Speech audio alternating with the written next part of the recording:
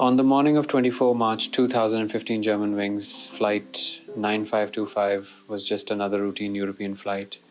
A standard Airbus A320 carrying 144 passengers and 6 crew, scheduled to fly from sunny Barcelona to Dusseldorf, Germany.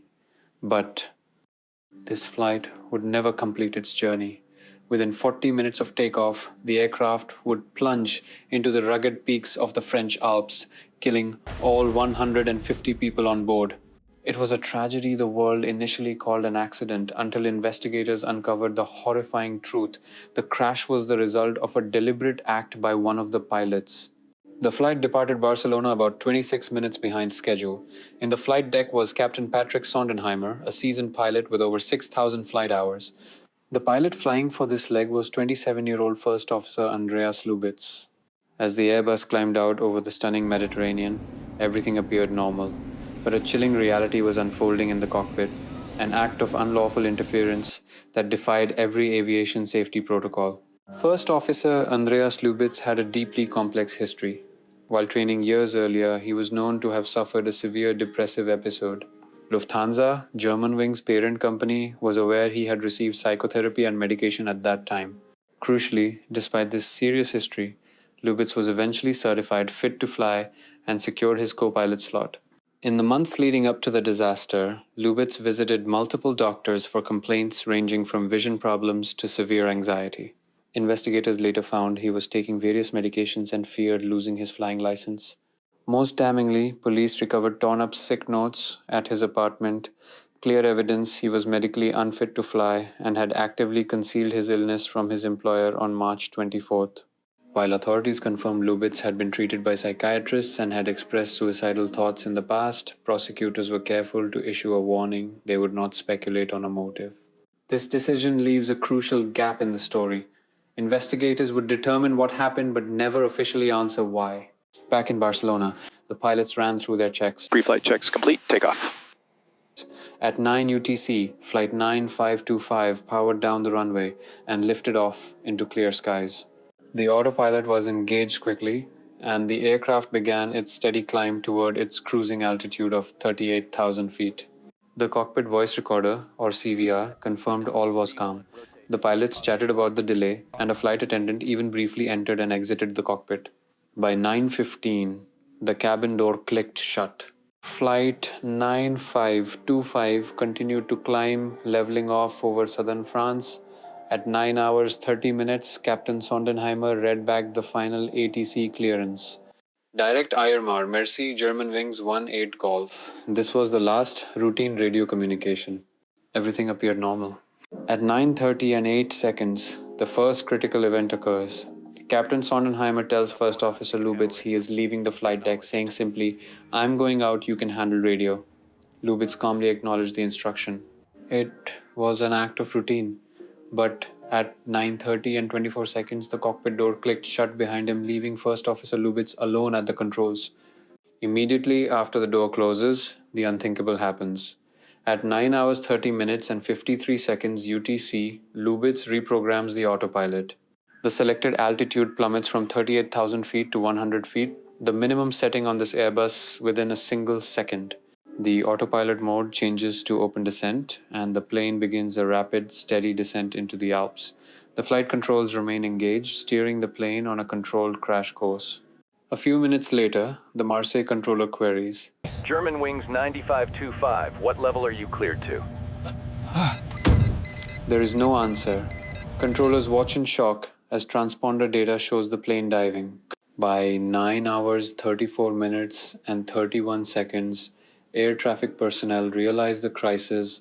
They press the cockpit call buzzer for access and hear nothing. Outside the cockpit, the terror began.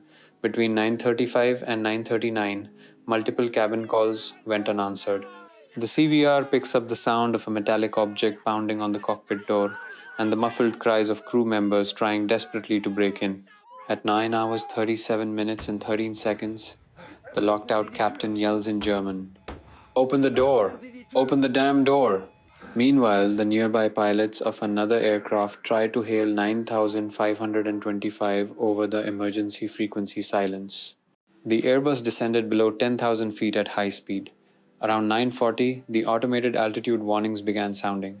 A ground proximity warning system blared, "Terrain, pull up." For the final 18 seconds, the first officer's breathing remained calm. Investigators will note that Lubitz made no effort to pull out of the dive. At 9 hours 41 minutes and 6 seconds UTC, the aircraft collides with the side of the Massif des Trois, Aviation in the French Alps. The cockpit voice recorder abruptly stops at the instant of impact. There are no survivors. All 150 aboard are killed. Rescue workers call the scene utter devastation. The plane was largely disintegrated. Bodies and debris were scattered across a ravine. Within hours, the CVR was recovered. Audio analysis confirmed the horrific scenario.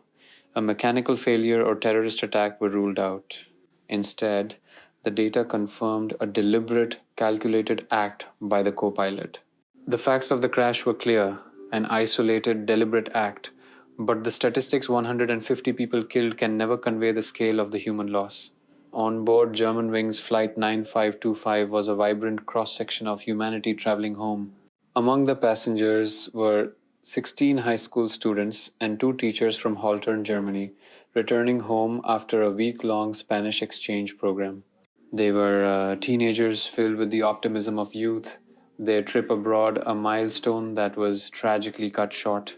A renowned opera singer, Oleg Bryjak, and his colleague, singer Maria Rodna, were aboard, heading to perform in Dusseldorf. Their artistic voices, which had brought joy to thousands, were silenced forever. The flight carried travelers from more than a dozen nations, including Spain, Germany, the US, Britain, Australia, and Mexico. These were fathers and mothers, husbands and wives, entrepreneurs and retirees, all connected by the simple, universal desire to travel, work, and return home to their loved ones. The recovery teams noted the utter devastation of the wreckage, but it was the small, personal items recovered: a child's toy, a single wedding ring, a postcard that became agonizing reminders of the futures that vanished on that mountainside. The tragedy was not just the crash.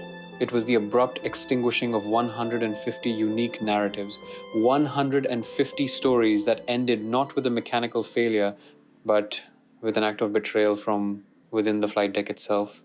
The Germanwings disaster profoundly changes aviation rules. Within days, many European airlines institute a mandatory 2-person cockpit policy. The design of cockpit doors, already reinforced after 9/11, comes under review and pilot medical procedures are scrutinized. Germanwings Flight 9525 remains one of aviation's darkest chapters. The loss of 150 lives prompted painful questions about mental health and safety. While no new laws can undo the tragedy, regulators and airlines have worked to prevent a repeat. This is the story of Flight 9525, a stark reminder of both human vulnerability and the importance of vigilance in the skies.